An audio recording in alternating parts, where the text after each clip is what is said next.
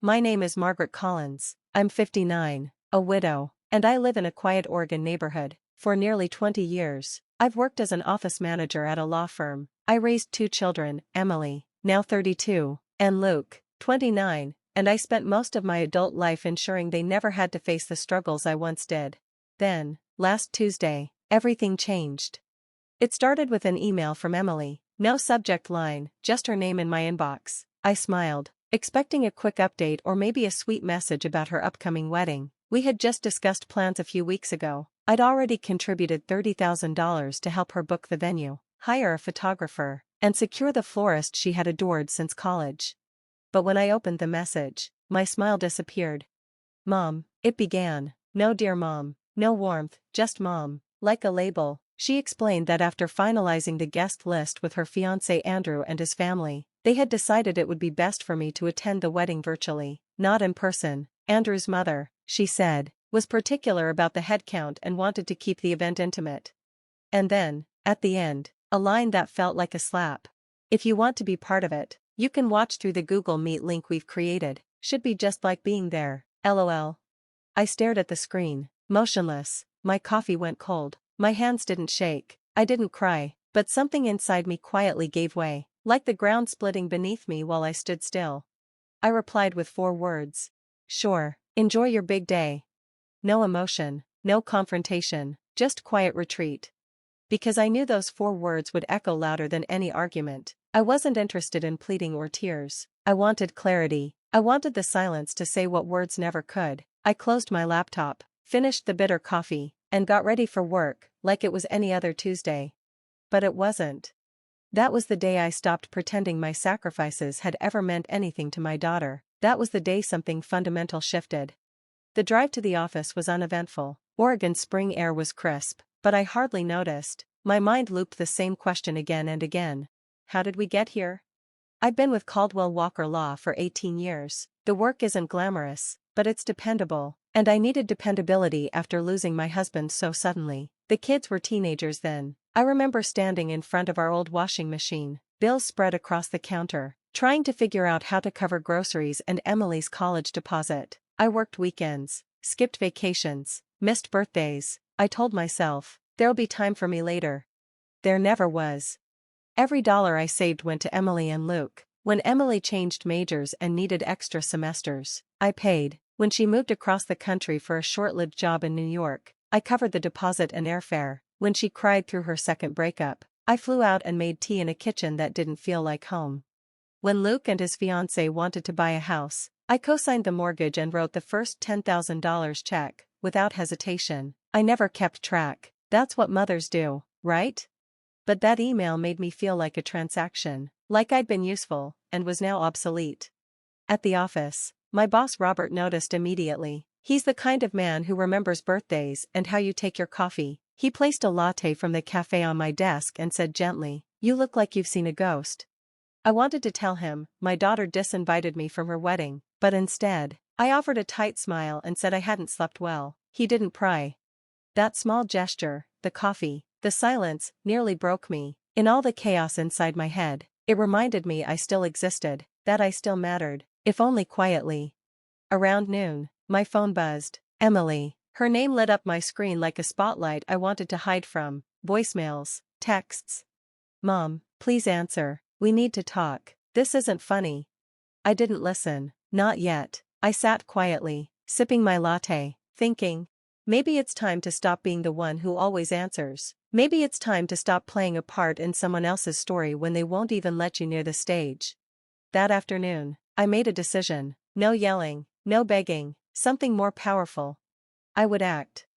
After work, I didn't go home. Instead, I drove to First Federal Bank. A few blocks from the office, Carlos, the branch manager, had helped me set up everything from college funds to retirement accounts. He stood to greet me with his usual warm smile. "Mrs. Collins, what can I help you with today?" I sat down and placed my purse on the floor. My voice was calm, measured. "I need to cancel a wire transfer." His eyebrows rose slightly. "The one to the Napa venue?" "Yes, that one." He hesitated. "There might be a cancellation fee depending on the timing. May I ask why?" "The circumstances have changed," I said simply. He typed, checked his screen, and looked up.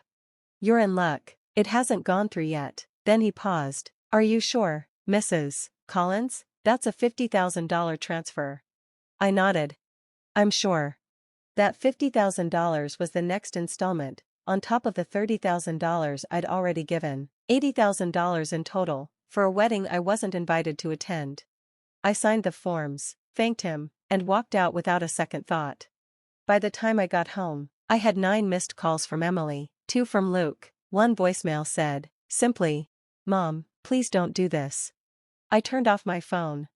In the kitchen, I opened a bottle of red wine I'd saved for Thanksgiving. I hadn't opened it then. Emily canceled her visit at the last minute. Work, she said. I poured a glass, stepped out onto the porch, and sat in the fading light. Birds chirped, a neighbor's dog barked, the world carried on. And then, the memories came, wave after wave. All the birthdays I planned by myself. All the holiday dinners where I pretended not to notice the silence. All the quiet sacrifices no one ever saw. The new shoes I didn't buy. The car I drove for 14 years. The vacations I kept postponing. And now, this. I thought of Andrew's mother, the woman who barely knew Emily, yet whose opinion carried more weight than mine. The woman who believed intimacy meant excluding the one person who had carried Emily through every hard season of her life. I thought of that sign-off, LOL, as if watching my daughter's wedding through a screen was some kind of joke. Then I stopped thinking about them.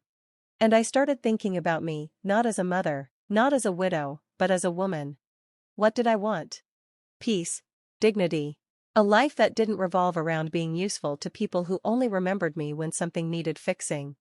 That night, just after 9 p.m., the doorbell rang. I almost didn't answer, but curiosity got the better of me. It was Luke, still in his work clothes, tie loosened, sleeves rolled up. He looked tired and annoyed. "Mom," he said, stepping in before I could respond, "why aren't you answering your phone? Emily's freaking out."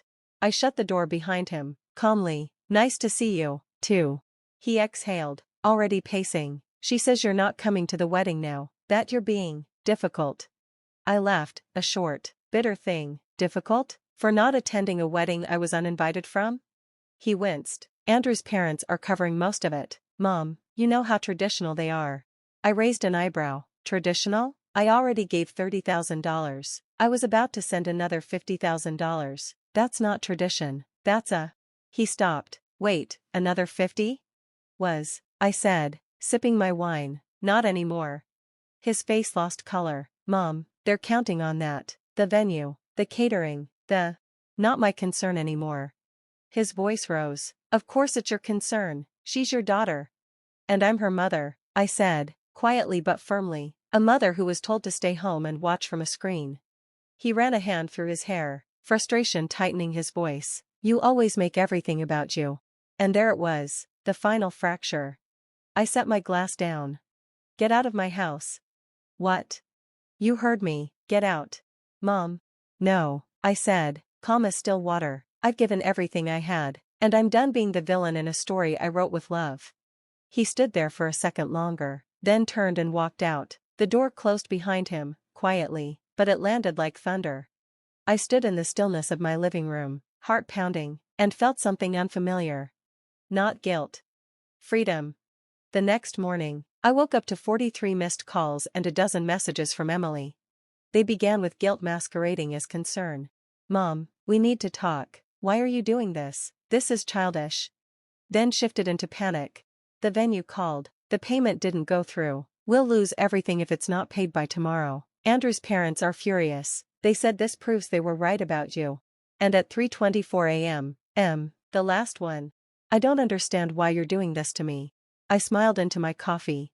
Of course she didn't understand. My sacrifices had become the invisible scaffolding of her life, so seamlessly stitched into her comfort that she never paused to ask where it all came from.